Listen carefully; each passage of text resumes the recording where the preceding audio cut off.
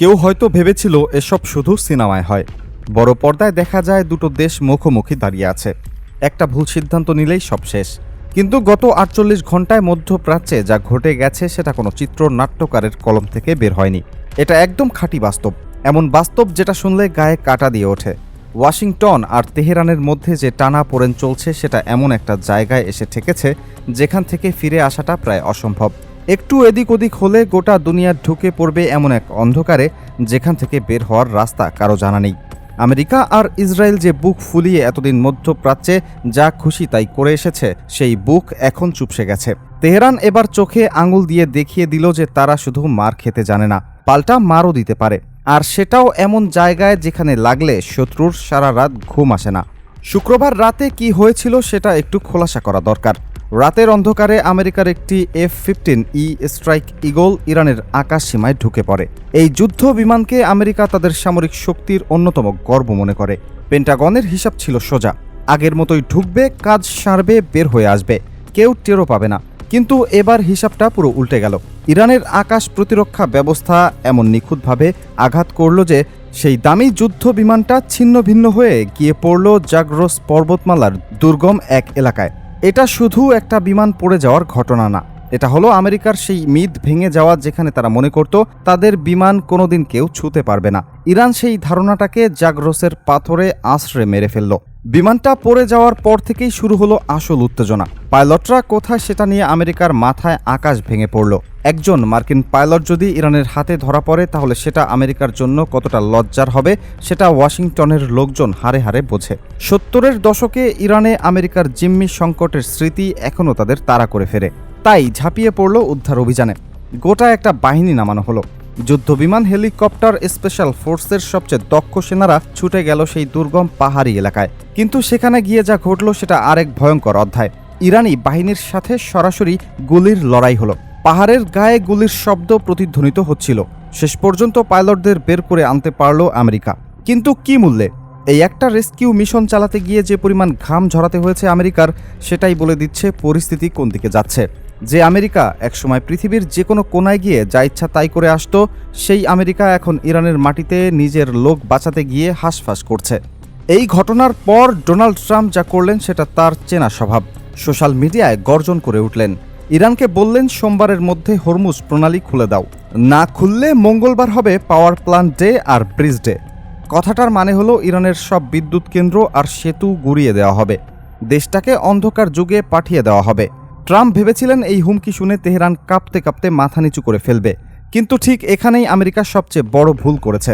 তারা বুঝতেই পারেনি যে কয়েক দশক ধরে অবরোধের চাপে পিষ্ট হতে হতে ইরান এমন শক্ত হয়ে গেছে যে এই ধরনের হুমকিতে তাদের গায়ে বাতাসও লাগে না। বরং ইরান যে পাল্টা চাল দিয়েছে সেটা দেখে বিশ্বের সামরিক বিশ্লেষকরা হতবাক হয়ে গেছেন। ইরান জানে আমেরিকার সাথে মুখোমুখি পুরোদস্তর যুদ্ধে যাওয়া বুদ্ধিমানের কাজ না, তাই তারা বেছে নিয়েছে ভিন্ন পথ। সোজা ভাষায় বলতে গেলে অপ্রতিসম যুদ্ধ কৌশল। আমেরিকাকে সরাসরি না মেরে তারা আঘাত করেছে আমেরিকার মিত্রদের সবচেয়ে নরম জায়গাগুলোতে। কুয়েতের ক্যাম্প বুয়েরিং, যেখানে তেল আর সামরিক সরঞ্জামের বিশাল মজুদ ছিল, সেখানে ইরান এমন নিখুঁত হামলা চালিয়েছে যে পুরো উপসাগরীয় অঞ্চল থরথর করে কাঁপছে। শুধু কুয়েত না, বাহরাইন আর সংযুক্ত আরব আমিরাতের স্থাপনাগুলোতেও আঘাত করেছে তেহরান। তারা পরিষ্কার বার্তা দিয়ে দিয়েছে যে তোমরা আমাদের ঘরে আগুন দিলে আমরা তোমাদের বন্ধুদের ঘর পুড়িয়ে ছাই করে দেব।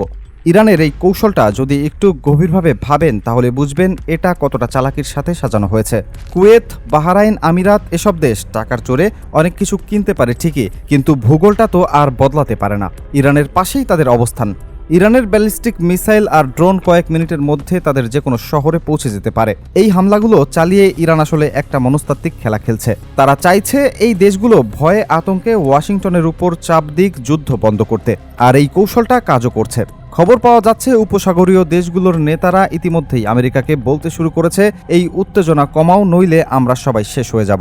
আর সবচেয়ে বেশি যে দেশটা এই মুহূর্তে নখ কামড়াচ্ছে সেটা হলো ইসরায়েল। তেল আবিবের লোকজন এতদিন একটা জিনিস মনে প্রাণে বিশ্বাস করত, আমেরিকা যাই হোক তাদের ছেড়ে কথা বলবে না, যে কোনো বিপদে আমেরিকা ঢাল হয়ে দাঁড়াবে। কিন্তু এখন চোখের সামনে দেখছে যে সেই আমেরিকা নিজেই জেরবার। নিজের যুদ্ধ বিমান বাঁচাতে পারছে না, নিজের মিত্রদের তেলের ট্যাঙ্ক রক্ষা করতে হিমশিম খাচ্ছে। এই অবস্থায় ইসরায়েল যদি সত্যিকারের বড় ধরনের হামলার মুখে পড়ে তখন আমেরিকা কতটুকু সাহায্য করতে পারবে সেই প্রশ্নে ইসরায়েলের প্রতিরক্ষা বিশেষজ্ঞদের রাতের ঘুম উড়ে গেছে। লেবাননে ইসরায়েলের সাম্প্রতিক হামলার পর পরিস্থিতি আগের থেকেই উত্তপ্ত ছিল। এখন ইরান সরাসরি আমেরিকার চোখে চোখ রেখে চ্যালেঞ্জ ছুড়ে দিচ্ছে। এতে ইসরায়েলের নিরাপত্তার পুরো হিসাবটাই গড়বড় হয়ে গেছে। কিন্তু এই পুরো নাটকের সবচেয়ে বড় চরিত্র কোনো মানুষ না, কোনো অস্ত্র না, কোনো দেশ না। সবচেয়ে বড় চরিত্র হলো একটা সরু জলপথ, হরমুজ প্রণালী, মাত্র 21 মাইল চওড়া। কিন্তু এই 21 মাইলের ভেতর দিয়ে বয়ে চলে পুরো পৃথিবীর অর্থনীতির রক্তধারা। বিশ্বের মোট তেলের একটা বিশাল অঙ্ক এই পথ দিয়ে চলে। আমেরিকা, ইউরোপ, জাপান, চীন, ভারত সবাই এই তেলের উপর নির্ভর করে চলে। ইরান এই প্রণালীর একদম গা ঘেঁষে বসে আছে। তারা চাইলে যে কোনো মুহূর্তে এই পথ বন্ধ করে দিতে পারে। আর বন্ধ করলে কি হবে সেটা ভাবলেই মাথা ঘুরে যায়। তেলের দাম আকাশে উঠবে, সাপ্লাই চেন পুরো ভেঙে পড়বে, বিশ্ব অর্থনীতি এমন এক গর্তে পড়বে যেখান থেকে বের হতে বছরের পর বছর সময় লেগে যাবে। ইরানের কাছে পারমাণবিক বোমা থাকুক আর না থাকুক, এই হরমুজ প্রণালীর নিয়ন্ত্রণই তাদের সবচেয়ে ভয়ঙ্কর অস্ত্র। ট্রাম্প যে আলটিমেটাম দিয়েছে সেটা আসলে শক্তির প্রকাশ না, এটা একটা মরিয়া চেষ্টা। আমেরিকা বুঝতে পারছে তারা হয়তো ইরানের উপর বোমা ফেলতে পারবে, বিদ্যুৎ কেন্দ্র ভাঙতে পারবে, সেতু গুঁড়ো করে দিতে পারবে। কিন্তু এর বিনিময়ে যদি হরমুজ প্রণালী বন্ধ হয়ে যায় তাহলে সেই ক্ষতি শোধরানোর ক্ষমতা আমেরিকার নেই, ইউরোপেরও নেই। ইরান এই দুর্বলতাটা ধরে ফেলেছে। তারা জানে পশ্চিমা দেশগুলোর মানুষ আরামে অভ্যস্ত। তেলের দাম বাড়লে, গ্যাসের দাম বাড়লে, খাবারের দাম বাড়লে সেই দেশগুলোর ভেতরে এমন ঝড় উঠবে যে কোনো প্রেসিডেন্ট বা প্রধানমন্ত্রীর পক্ষে সেটা সামলানো সম্ভব হবে না। ইরান এই জায়গাটায় চাপ দিচ্ছে এবং এই চাপটা কাজ করছে।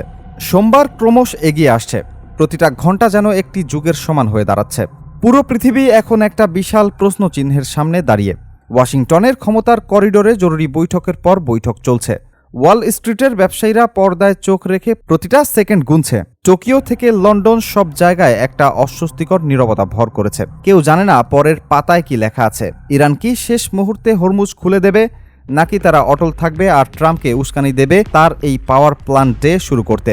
আমেরিকা কি সত্যি ইরানের ভেতরে ঢুকে পুরোদমে আক্রমণ চালাবে, নাকি পর্দার আড়ালে কোনো গোপন কূটনৈতিক চ্যানেলে সমঝোতার চেষ্টা চলছে? সামরিক বিশ্লেষকরা একটার পর একটা সম্ভাবনার কথা বলছেন, আর সাধারণ মানুষ একটা অজানা আতঙ্ক বুকে নিয়ে দিন কাটাচ্ছে।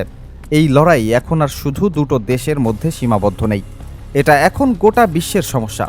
তেহরান একটা জিনিস প্রমাণ করে দিয়েছে যে শুধু টাকা খরচ করে দামি অস্ত্র কিনলেই যুদ্ধে জেতা যায় না। সঠিক জায়গায় দাঁড়িয়ে সঠিক সময়ে সঠিক আঘাত করতে জানলে বিশ্বের সবচেয়ে বড় পরাশক্তিকেও নাকানি চুবানি খাওয়ানো যায়।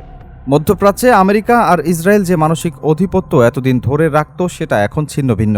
এই অঞ্চলে কোনো হিসাব কষতে হলে এখন ইরানকে বাদ দিয়ে করার কোনো উপায় নেই। তেহরান শুধু নিজেকে রক্ষাই করছে না, বরং পাল্টা মেরে শত্রুর মেরুদণ্ড ভাঙার অবস্থানে পৌঁছে গেছে। ঘড়ির কাঁটা সোমবারের দিকে এগিয়ে চলেছে। মরুভূমির বাতাসে বারুদের গন্ধ ভারী হয়ে উঠছে। যে কোনো সময় বেজে উঠতে পারে সেই চূড়ান্ত সাইরেন।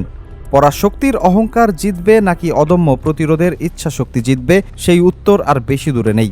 গোটা পৃথিবী নিঃশ্বাস আটকে রেখে অপেক্ষা করছে ইতিহাসের সেই মুহূর্তটির জন্য, যেটা সবকিছু বদলে দিতে পারে চিরকালের জন্য।